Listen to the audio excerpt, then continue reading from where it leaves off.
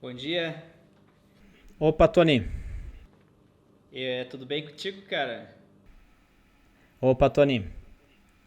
Tu queria falar sobre a nossa stack? Eu fui num evento de React Native essa final de semana e aí o pessoal tava falando sobre como Tu, que tu pode. tu tá mutado, Tony.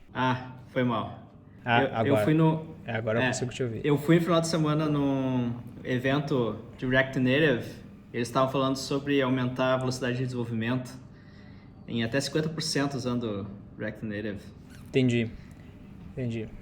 Bom, eu acho que assim, eu acho que a estabilidade é mais importante do que velocidade de desenvolvimento no nosso caso, né?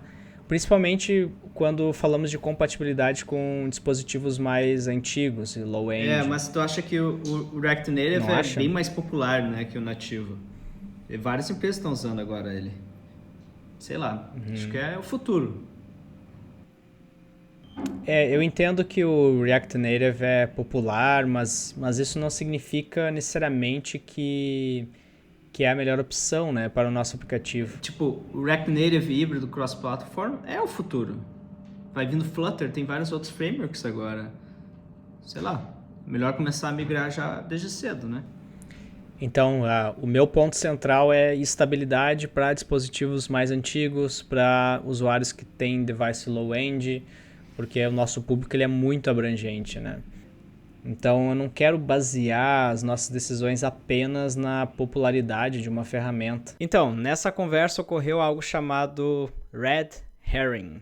É muito comum acontecer na nossa área e eu vou mostrar para vocês como evitar essa falácia. Na videochamada, a Red Herring é a tentativa do Tony de convencer o Bob a migrar para React Native com base em argumentos que não estão relacionados ao problema em questão, como a velocidade de desenvolvimento, a popularidade da ferramenta ou o suposto futuro dela. Em vez de debater os méritos do React Native em comparação com o Android nativo, o Tony tenta distrair o Bob com argumentos irrelevantes. Para defender o React Native de maneira eficaz, sem recorrer ao Red Herring, o Tony poderia apresentar alguns argumentos específicos e relevantes que mostrem os méritos do React Native em comparação com o Android nativo. E esse vídeo, felizmente, está sendo patrocinado pela Miro, e a Miro também é uma ferramenta que o Bob e o Tony vão usar para criar um diagrama de tomada de decisão.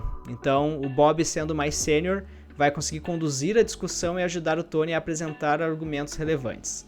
Vamos ver como que eles se saem. Tony, entra no link que eu acabo de te enviar e aí a gente consegue conversar por lá. Tá bom, eu vou acessar o link aqui agora.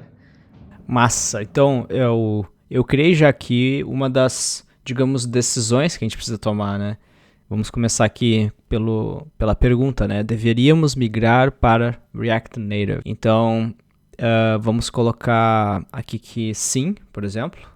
Ok? Sim. Daí, ok, quais são, digamos, os if-then, né? Quais são as alternativas? Quais são os resultados se a gente seguir esse caminho, né? Quais são as perguntas que a gente deve fazer para nós mesmos se a gente seguir o caminho do sim, de migrar? Cara, eu acho que um dos caminhos é que o React Native é mais popular, né? Sim, sim. Mas mesmo, vamos lá, mesmo que ele seja mais popular, vamos tentar pensar em quais são os resultados dessa migração. O que a gente precisaria fazer, né? Então, se a gente tomar essa decisão, qual a pergunta que a gente precisa fazer? Por exemplo, vou te dar um exemplo, tá?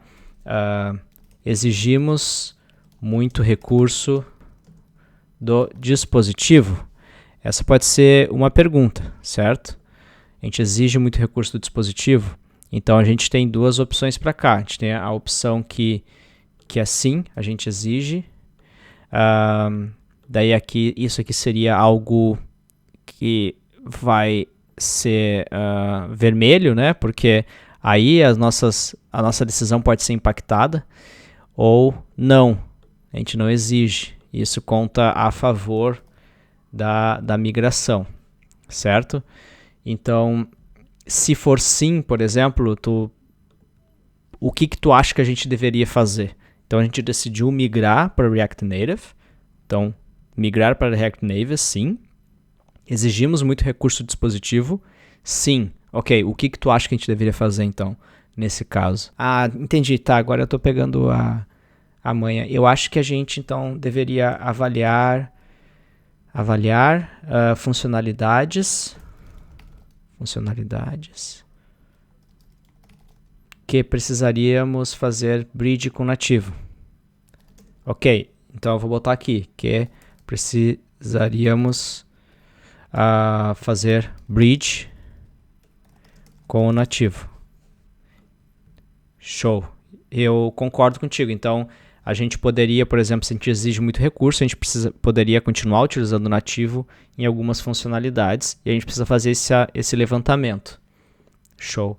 Então, agora, se a gente não exige muito recurso, que não é o nosso caso, né? No nosso caso, a gente exige bastante recurso. Mas caso a gente não exigisse muito recurso, qual é uma outra pergunta que a gente poderia fazer? Talvez precisamos dar suporte a uma ampla gama de dispositivos, que foi o que tu tinha dito antes. Boa. Na verdade, esse aqui nós também precisamos, né?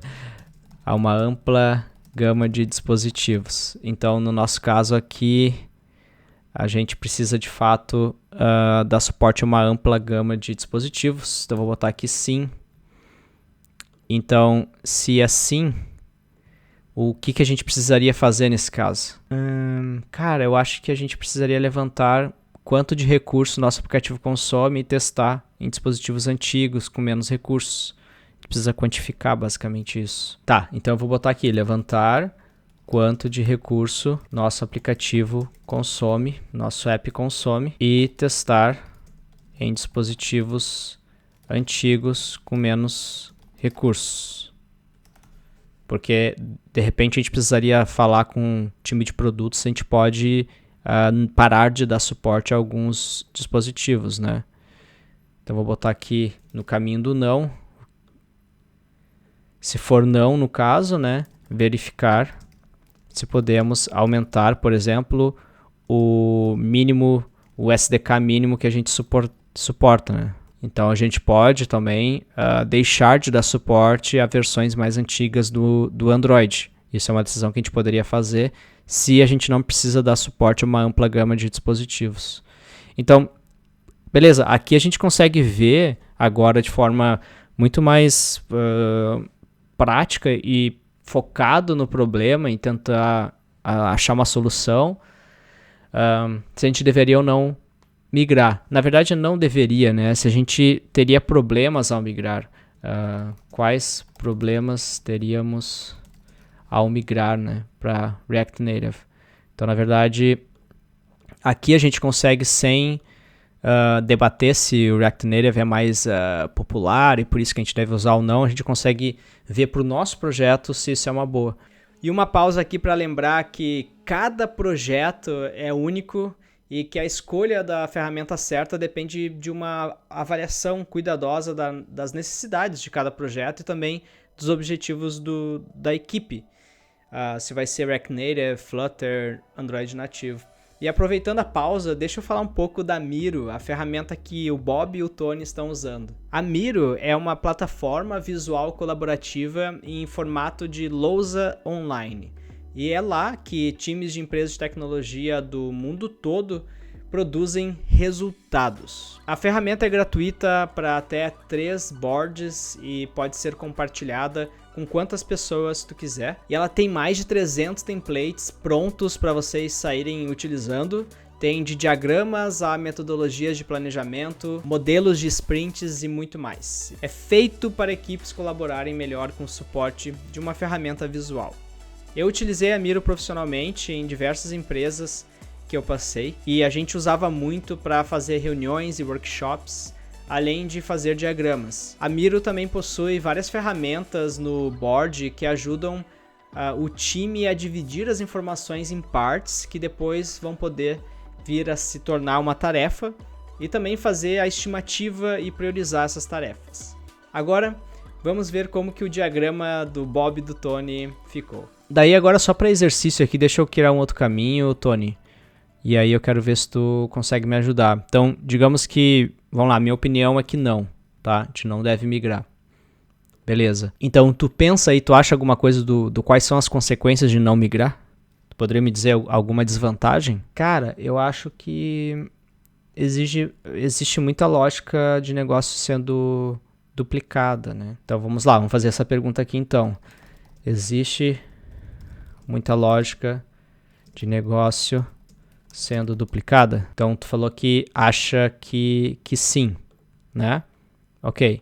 Então se sim, nós podemos, por exemplo, avaliar alternativas como o KMM, Kotlin Multiplataforma, porque a gente consegue atingir o dry, né, o Don't Repeat Yourself, mesmo utilizando o nativo para a camada de interface da aplicação, né, para toda a camada de aplicação. Para os layers de domain e de data do projeto, a gente pode usar um KMM, a gente pode usar uma outra solução multiplataforma. Mas vamos dizer aqui que não, tá? Vamos dizer que não existe muita lógica sendo duplicada. Qual seria uma outra pergunta? Vamos lá. Talvez levamos mais de 3 meses para lançar uma funcionalidade simples, porque essa foi uma preocupação que tu falou, né? O projeto fica mais ágil e tal, tu ganha mais agilidade ao fazer o projeto, porque tu tem uma única code base. Então, se a resposta for sim, nesse caso, a gente deveria investigar o motivo da falta de agilidade, né? Muitas vezes o motivo não está relacionado com a tecnologia que tu escolhe, está relacionado com o processo, está relacionado com outras coisas. Seriam problemas que tu também teria com React Native, por exemplo, né? E se não, aí o nativo continua sendo a melhor opção, né? Se a gente ver até o fim aqui, na real, aqui não teria o que fazer. Se não, tá tudo ótimo, né? Digamos assim. Cara, agora faz total sentido. Faz, né? Acho que agora faz sentido. Sim. Faz sentido, sim. Então, no nosso caso, eu acho que, de fato, se a gente for migrar, a gente provavelmente precisaria abrir mão de alguns dispositivos que a gente dá suporte, porque a gente consome bastante recursos. E se a gente não for migrar, na real, hoje eu não acho que a gente tenha falta de agilidade, então era mais o meu receio mesmo para fazer algo que é o futuro, né? Que o pessoal diz que é o futuro. Sim, não, eu entendo o teu ponto, cara, mas a gente tem que sempre olhar para o nosso projeto e pensar como que a gente faz para tomar uma boa decisão, né? Não simplesmente migrar porque a gente tá ouvindo alguém falar aí que é o futuro e tal. Show, tá bom? Mas valeu, foi bem produtivo. Sim, foi bem produtivo. Obrigadão aí pela atenção. E pessoal, o diagrama que o Bob e o Tony criaram tá público, então vocês conseguem acessar ele aqui na descrição do vídeo. Fiquem à vontade para criar um baseado nele, duplicar ele ou criar outro diagrama lá na Miro para testarem a ferramenta. Um abraço e até o próximo vídeo. E comentem aqui embaixo o que vocês acham. Tu acha que a gente deve fazer mais histórias aí do projeto deles?